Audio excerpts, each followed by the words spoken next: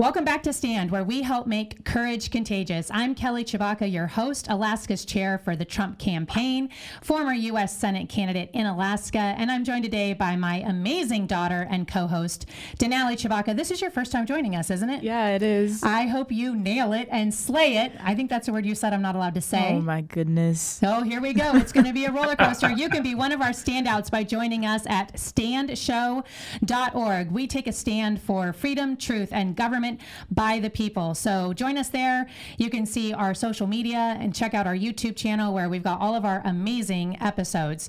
And today we have got a wonderful show in front of us. You've already heard him laughing because he's got nothing but joy in his heart. We have our friend and our amazing Alaska House candidate, Nick Begich, soon to be our congressman. He is our favorite, not just our favorite, but Alaska's favorite in this election. Nick Begich running for House. The election is in just a couple weeks, the first week of November. If you have not planned to vote, make a plan to vote, whether that is through an absentee ballot or going to the polls. Voter turnout is so important. The most important thing about this race in particular is that this, Denali, if you didn't know, is one of the top 10 races in Congress. There are, I'm going to just pop quiz you because you are a graduate in political science. How many House seats are up for election every 2 years? Half of them? No, all of them. 435 seats are up. And there are 10 top races, and Nick Begich's race is one of them. So all eyes in the nation are on this race. Nick Begich, welcome to Stand. His website is alaskans4nickbegich.com. Nick is spelled N-I-C-K, Begich, B-E-G-I-C-H, nickbegich.com. Nick, we are so happy to have you here. Welcome to the show. Thanks for having me. It's great to be back on Stand with you, Kelly. And Denali, welcome to the first podcast. I'm sure we'll be first of many. Yes, we do have a really important race. There's no doubt about it. I mean, there's 435 seats in the House, and Alaska only gets one voice because we have a small population, big state, small population. So it's really important that the person that we have representing Alaska in the House shows up for work, represents all the people of Alaska, and represents the factors of Alaska that make us unique. You know, we're a resource state. I think that's something that everyone who's been in Alaska for longer than 5 minutes knows and understands. We have a lot of potential as a state, and it's really important that that single voice that we do get in the House represents to the other members, to the other 434 members, just how important Alaska is, not just for us, but for them, for the entire nation, for the people that they represent in their districts. And, you know, that's what I want to do on behalf of Alaskans, is represent the opportunities of this state so we can open it back up and play that important role that we should be playing in national security, energy security, and mineral security. You said that really well. A lot of people in the United States, what we call the lower 48 affectionately, don't have a great appreciation for the fact that nearly all the fish they eat in their restaurants come from Alaska waters, that the front line of national security for our country is actually Alaska. We are closest to Russia and China and North Korea, and that we have to have most of the military defense in our country is actually located at our shores if we're going to have strong defense against our biggest adversaries. So much of what happens in Alaska for energy security, and I would say energy dominance in our country, actually is dependent on what we do with Alaska. And the Biden administration, and what we'd call the Harris administration, because it's not misunderstanding or secret to Americans anymore that Biden really hasn't been in charge the last 4 years. The Harris administration has really targeted Alaska for a shutdown with more than 60 executive actions and orders targeted against us. So one of the challenges, I think, for you as congressman is going to be that one voice in a sea of 435 standing up for Alaska. It's also a challenge, the fact that your footprint geographically is 2.5 times the size of Texas, and getting to all of your constituents, meeting everyone, and campaigning is a challenge. The last time we had you on the show, you had another really strongly funded and supported Republican in the race.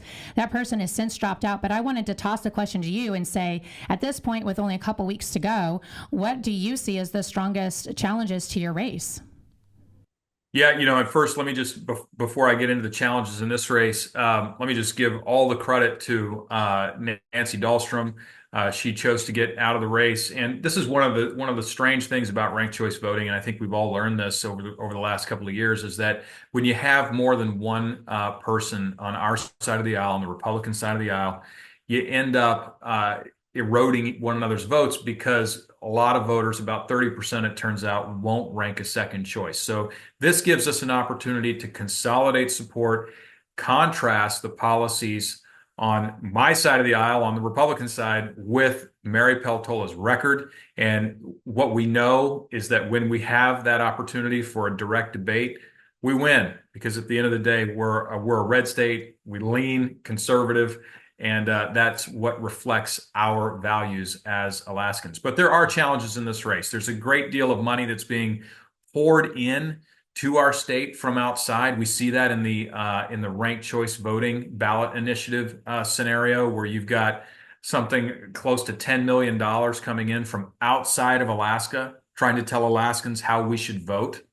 We're seeing the same thing in the congressional race. 90% of the money that Mary Peltola has raised has actually come from outside of Alaska. And here again, you've got people outside Alaska trying to dictate to Alaskans who they should send to Washington, D.C. And look, there's a substantial imbalance, right? More than half of my money is coming from in-state. And again, 90% of her money is coming from out of state. She's raised close to $10 million.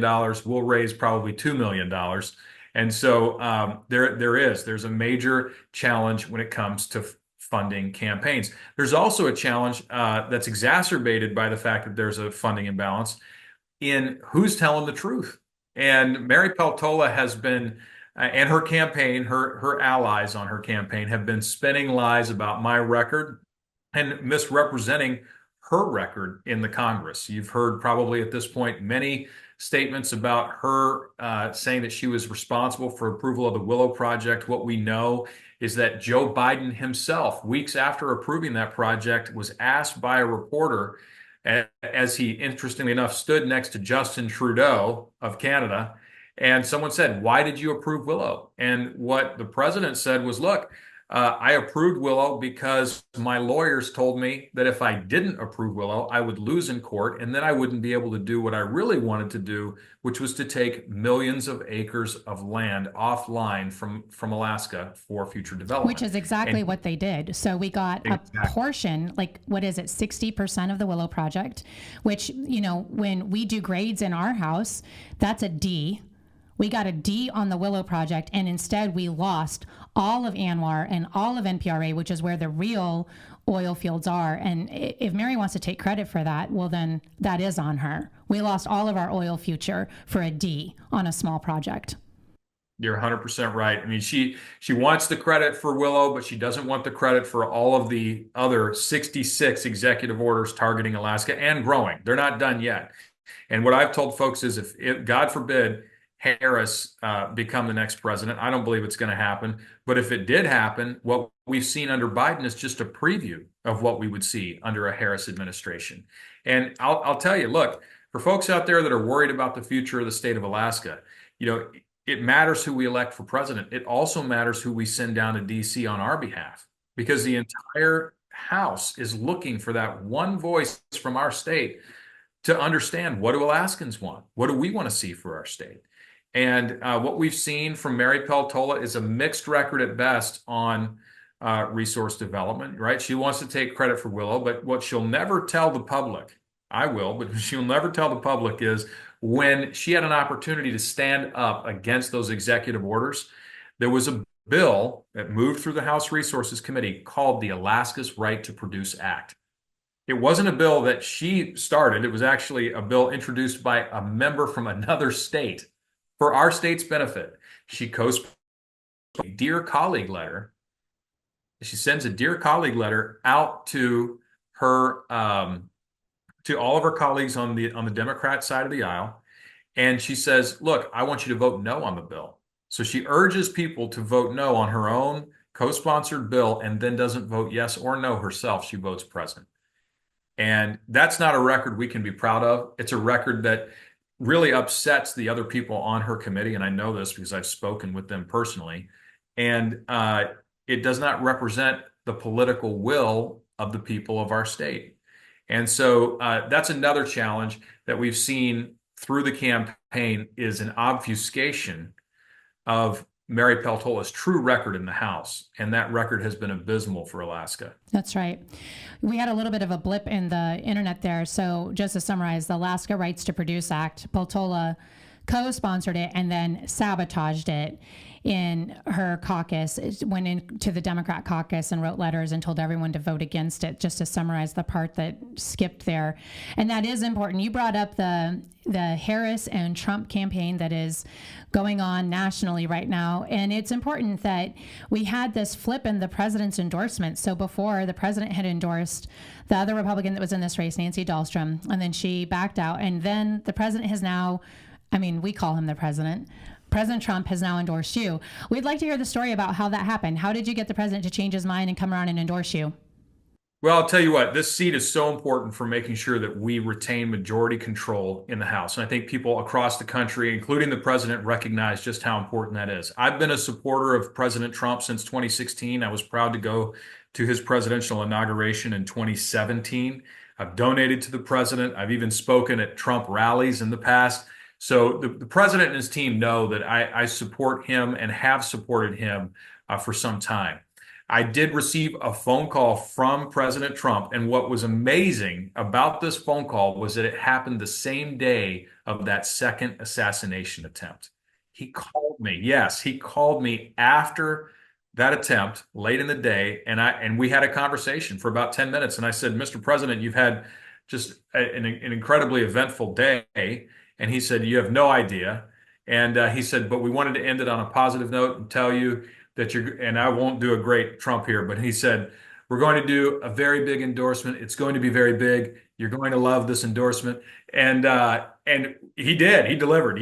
We had a great conversation, though, about the state of Alaska. And I used that opportunity to talk about just how much Joe Biden and Kamala Harris, who seems to be the one running the show right now, has actually targeted Alaska. So we talked about those 66 executive orders, and he asked me specifically about the King Cove Road, about the Ambler District Mining Road, about ANWR, about NPRA. These were on his mind. And what he wanted me to tell the state of Alaska on his behalf is that day one, he's going to get to work repealing the executive orders that have targeted the state of Alaska.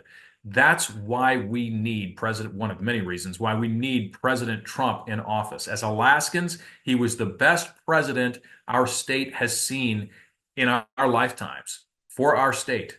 And we need him back so that we can open up the state and provide the resources that our country so desperately needs, whether that's minerals, energy, or as we mentioned earlier, national security.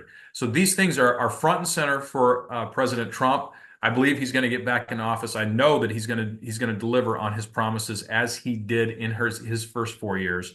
And I'll tell you, he has a deep-seated love for Alaska, and he made mention of that several times in our call. Yeah, if we want to vote Alaska, we definitely want to vote President Trump, and I appreciate hearing that story. It's a really great story. It's definitely consistent with who I know him to be. So we're on with Nick Begich, AlaskansForNickBegich.com. We're going to take a break. Stand by. We'll be right back with Nick Begich.